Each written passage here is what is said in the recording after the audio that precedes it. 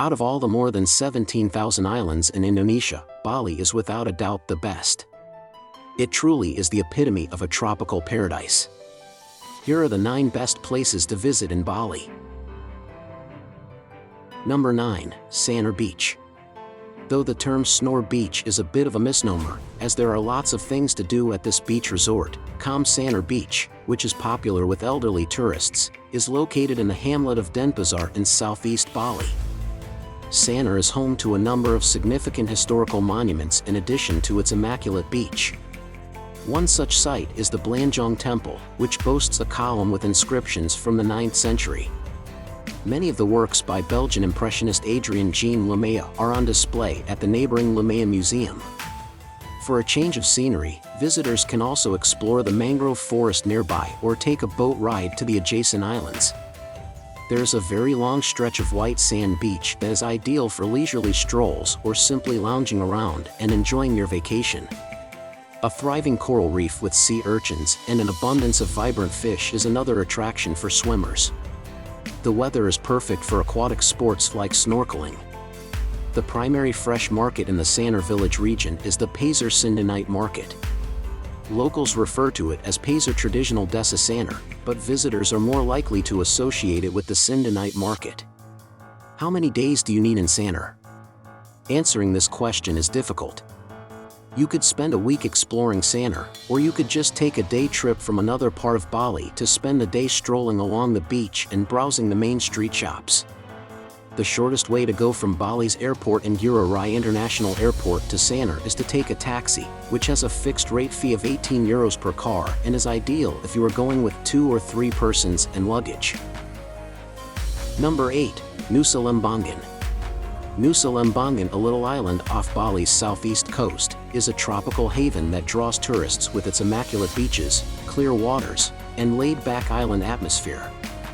Reachable via a brief boat journey, it offers an additional peaceful haven from Bali's busy areas. The island is well known for its breathtaking coastline, which includes Devil's Tear, Dream Beach, and Mushroom Bay, where untamed cliffs and spectacular waves meet. Divers and snorkelers will be especially amazed by the colorful coral reefs and abundant marine life surrounding Nusa Lembongan. Riding a bike or scooter around the island displays beautiful scenery with seaweed farms, quaint villages, and verdant jungles. Indulge in coastal meals, particularly with regard to fresh seafood, and take in the stunning sunsets. A speedboat is the most popular means of transportation between Bali and Nusa Lembongan. The Badung Strait, a body of water, separates Bali and Nusa Lembongan by a distance of roughly 15 kilometers. Depending on the weather, the speedboats can complete the passage in as little as 30 to 40 minutes. While credit cards are accepted at most resorts and restaurants, scooter rentals, snorkeling, and other day trips need cash.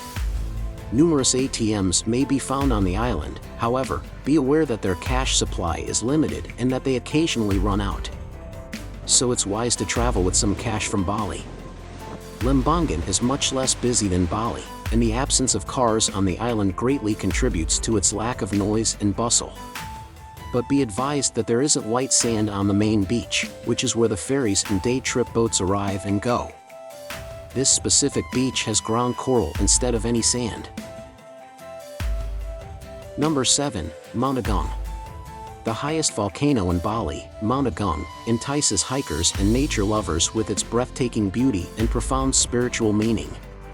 Hikers who successfully summit this active volcano are rewarded with breathtaking panoramic views of the island and neighboring surroundings, as well as a demanding but worthwhile hiking experience. The journey passes through a variety of environments, such as verdant woods, rocky paths, and volcanic ash fields. For the Balinese, Mount Agung has great spiritual significance. At the foot of the volcano is the Besaki Temple, also referred to as the Mother Temple of Bali. Immerse yourself in the rich cultural legacy of the island by exploring the temple and taking in traditional festivities. Trekking Mount Agung gives a deep connection with nature and a window into the island's spiritual traditions, but it is also one of the more physically taxing activities in Bali. If you arrive early enough, you can also see a breathtaking sunrise at the top, making for a unique experience. There are 2 primary hiking routes up Mount Agung. One path originates in the south. This path terminates at the crater rim, having left Pura Pasir Agung. The second route, which comes from the west, starts at Pura Pengubengan and travels to the volcano's summit via Pura Besaki. Get to the top of Mount Agung after 7 kilometers, which should take 6 to 7 hours. It's a strenuous last stretch with potentially crawl-worthy steep terrain. Start your climb around 11 p.m. to witness the magnificent sunrise above Mount Rinjani. As the world awakens, take in the expansive panorama of Lake Batur and Caldera Batur. Number 6. Pura Luhur Uluwatu.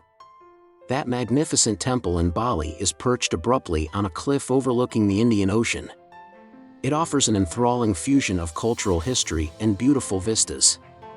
This revered temple is a must-see location for any visitor to Bali, renowned for its breathtaking sunset views and authentic Balinese architecture. Pura Luhur Uluwatu is one of the 6 major temples thought to be Bali's spiritual pillars, with an aura of peace and old mysticism. Explore the temple complex, which is guarded by mischievous native monkeys and features elaborate stone carvings. With the setting sun as a backdrop, the Kikak Fire Dance performance is a captivating cultural event. Uluwatu is not a place to go shopping. Still, local vendors sell more items and even lovely beach sarongs. You may also take a car to Seminyak, which is only 40 minutes away from Uluwatu, or to Bali Collection in Nusa Dua, which is arguably the most upscale mall in all of Bali. With tiny side streets jutting off towards the surf breakers, the main streets of Jalan Raya Uluwatu and Jalan Labuan Sate are home to the majority of the mid-range eateries and warungs. The drive to Uluwatu from the airport takes approximately 45 minutes, depending on traffic and your accommodations. When you reach to the airport, you can plan a shuttle with your hotel or grab a cab from the official airport stand. Uluwatu's Kikak dance is best seen in the twilight, which is often between 6 and 6:30 p.m. In this manner, the concert will take place against the stunning backdrop of the sunset over the Indian Ocean. Men and women should wear sashes, scarves, or sarongs knotted around their waists when entering the temple. As long as you visit the temple, you can borrow a sarong and sash for free from within the premises. The majority of Uluwatu beaches are not suitable for swimming because of their shallow reefs and violent waves. However, there are still a few locations that are ideal for swimming and taking a dip. Number 5. Kuta Beach.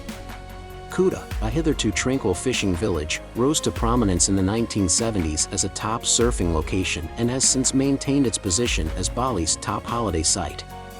One of the island's most picturesque and well-kept beaches, this long, wide expanse of sand is situated near the village of Kelurahan on the southernmost tip of the island.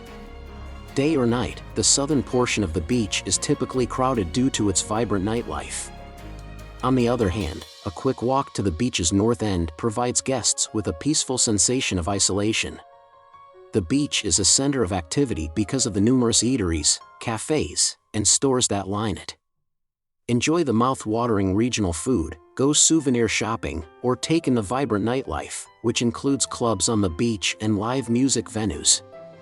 A good number of them remain open till the early hours of the day.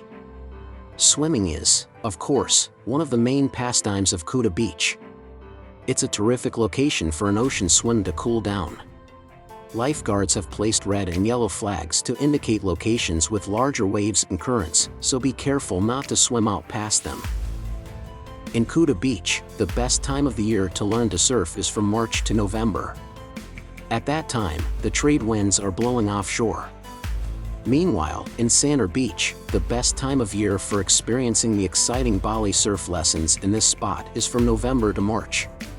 To get a fair sample of the island's delights, spend 2 days in Kuta, the center of Bali's tourism industry. You may see a fire dance, have a guided tour of the ocean and jungle, get a traditional Balinese massage, and witness the dawn from the summit of an active volcano if you make advance arrangements. The price of meals there depending on where and what kind of food you choose to eat, it can easily cost anywhere from $15 to $200 or more.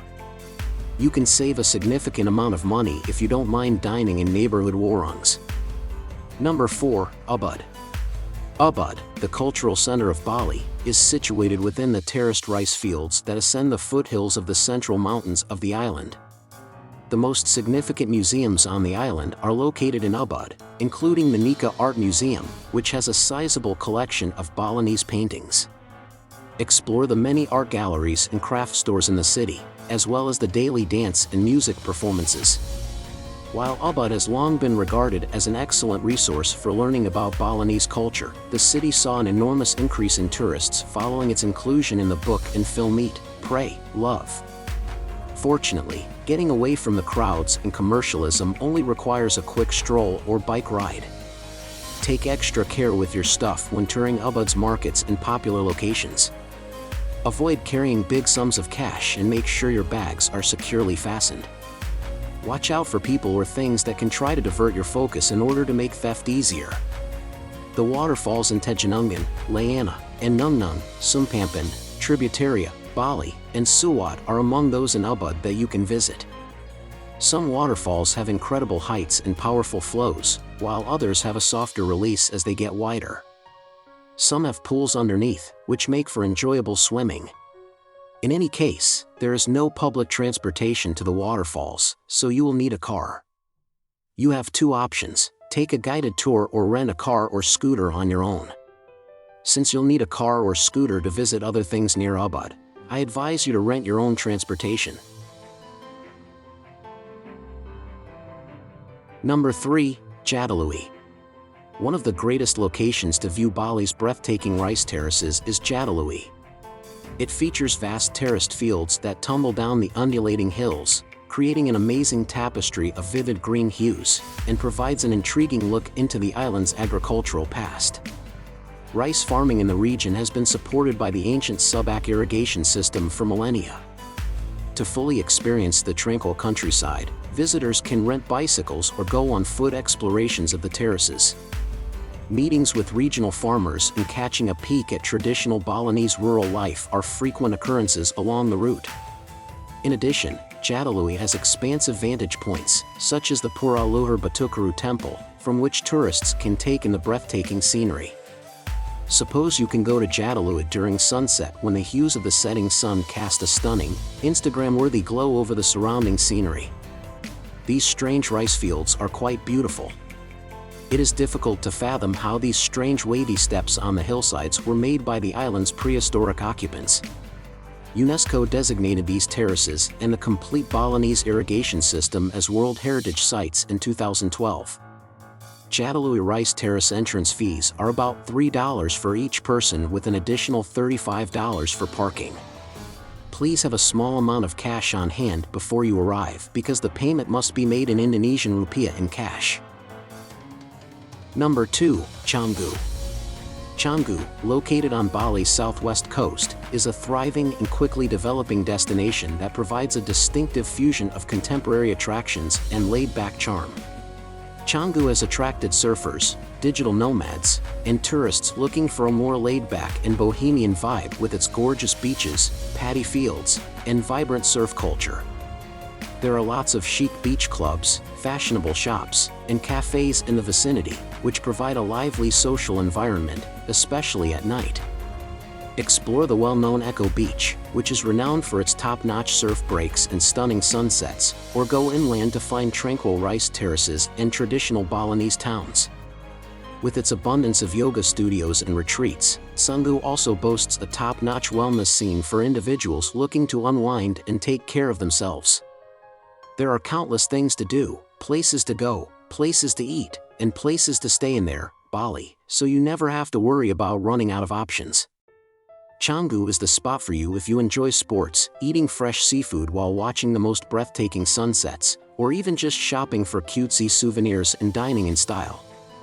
Give yourself 3 to 5 days if you're itching for a more involved experience. During this time, you can explore the lively Canggu traditional market, go on bike rides through rice terraces, and engage in more in-depth water activities. An average cab fare from Denpasar Airport to Canggu is €20. This, however, may vary based on when you are traveling and your ultimate destination in Canggu. Number 1. Nusa Penida. Nusa Penida, tucked away on Bali's southeast coast, is a region known for its raw beauty and pristine scenery. It provides a peaceful haven from the busy mainland with its stunning cliffs, glistening blue waters, and immaculate white sand beaches. The striking coastal characteristics of Nusa Penida, such as the well-known Kelingking Beach and Broken Beach, astound visitors with the artistic beauty of nature. The abundant marine life at Crystal Bay and Manda Point will enthrall snorkelers and scuba divers.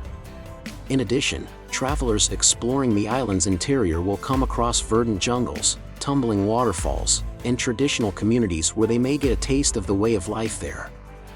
For those looking for adventures off the beaten path, Nusa Penida is a must-visit location because of its unspoiled beauty and spirit of adventure, even though its infrastructure is less developed than that of Bali's main tourist regions. In Nusa Penida, lodging options are primarily divided into two categories. Select lodging on the island's west coast for convenient access to the most well-known sites, such as Angel's Billabong. Another great option is to stay in southeast Penida, close to Atu Beach, for a more unspoiled and rural experience. One of the nicest reefs on the island is Batamolapan, which is located on Nusa Penida's east coast, frequently called Turtle City by locals. You may easily see up to 12 of them when diving. That is an incredibly lovely place because of the different kinds of corals and coral heads. While diving at Nusa Penida, reef sharks could be visible. Reef sharks, particularly white-tip sharks, are frequently sighted in the vicinity of Nusa Penida despite their rarity. Under a table coral, the young or small sharks can be dozing or resting. Notably, in the waters near Nusa Penida diving, they have observed whale sharks, humpback whales, dolphin pods, mola mola, manta rays, thresher sharks, hammerheads, and even great white sharks up close. Unveiling the best of Bali, our journey through Nusa Penida, Canggu, Jatiluwih, Ubud, Kuta Beach, and Pulau Uluwatu has showcased the island's diverse beauty. Start planning your adventure today and immerse yourself in the magic of these remarkable destinations. Please don't forget to subscribe to our channel.